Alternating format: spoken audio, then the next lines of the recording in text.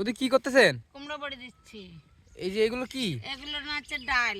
ডাল দিয়ে ভাঙানো হয়, ভাঙানোর পরে সেটা আটা বলা হয়। আচ্ছা, মানে এখন আর এটা আটা হাত দিয়ে মেশাচ্ছেন কেন এভাবে? এইগুলো ফেটে নিচ্ছি, ফেটে না নিলে বড়ি হালকা হবে না, বড়ি খাতে ভালো হবে না, রং ভালো হবে না। কিন্তু এগুলো একরকম করে নিলে আচ্ছা, খাতে ভালো হয়, বড়ি দেখতেও ভালো দেখা যায়। এই যে এইগুলো দিয়ে এখন বড়ি করবেন? হ্যাঁ, এগুলো এর দিয়ে ভিতরে এখন বড়ি করব। শুধুই ডাল আছে? শুধু ডাল, আর কিছুই নাই? না। এর নাম কি কুমড়ো বড়ি? কুমড়ো বড়ি। মানে এটা দিয়ে কি বড়ি করবেন? হ্যাঁ, এখন আচ্ছা, বড়ি কিভাবে করব। করেন আমাদের একটু দেখান তো। আচ্ছা, বৌদি এখন কি এখানে বড়ি দিবেন? হ্যাঁ, কুমড়ো বড়ি দেবো। কুমড়ো বড়ি না? তো ভিউয়ার্স দেখতে পাচ্ছেন এই যে সেই ডালের যে মিশ্রণটা সেটা দিয়ে এখন এই যে বড়ি করা হচ্ছে। আচ্ছা, এটাতে তো কুমড়ো নাই, শুধু ডাল, দুই রকম ডাল। তা এটা কি ডালের বড়ি করা যায় না? ডালি বড়ি বলে না, কুমড়ো বড়ি আচ্ছা, বলে। বাজারে বিক্রি করতে গেলে কুমড়ো বড়ি আচ্ছা বলা আচ্ছা হয়। আচ্ছা। তা এই যে এগুলো আপনারা বিক্রি করেন কত টাকা? এ পাইকারি দিয়ে 200 টাকা করে। 200 টাকা কেজি। আর যেটা অরিজিনাল যে কুমড়ো বা অন্যান্য যে উপকরণ আছে মিশ্রণ করেন তখন দাম কেমন হয়? এখন 400 টাকা। 400 টাকা কেজি। 400 টাকা কেজি।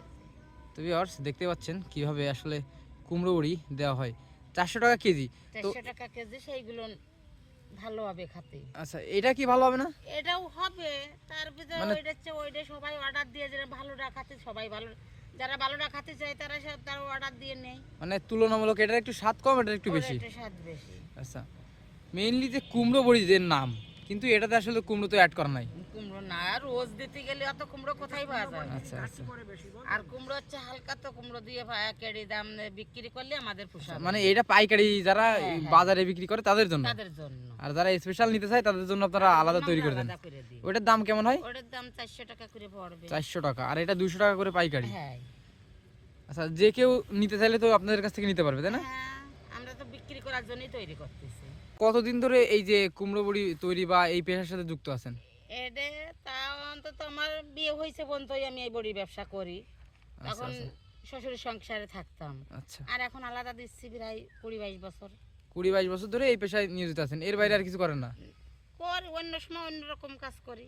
তো বন্ধুরা, আপনারা দেখতে পেলেন কিভাবে আসলে কুমড়ো বড়ি তৈরি করা হয়, আপনাদের আজকে দেখালাম। তো আপনারা যদি চান এরা কিন্তু এনাদের কাছ থেকে নিতে পারেন। তো এই যে যে জিনিসগুলো আছে যেখানে তৈরি করা, এগুলো হচ্ছে মানে পাইকারি, যারা বাজারে বিক্রি করে তাদের জন্য একটু তুলনামূলক দাম কম। আর স্পেশালি তারা তৈরি করেন যেটাতে কুমড়ো এবং অন্যান্য যে উপকরণ সঠিকভাবে দিয়ে সেটার দাম একটু বেশি। তো এই যে দেখুন, হাত দিয়ে দিয়ে কিন্তু মানে এখানে বড়ি দেওয়া হচ্ছে। আচ্ছা, প্রত্যেকটা সাইজ এক হচ্ছে, এটা আসলে কিভাবে সম্ভব? এটা কাটতে কাটতে একটা আন্দাজ হয়ে গেছে। আচ্ছা আচ্ছা, মানে হাতের আন্দাজে হয়ে যায়। হাতের আন্দাজে।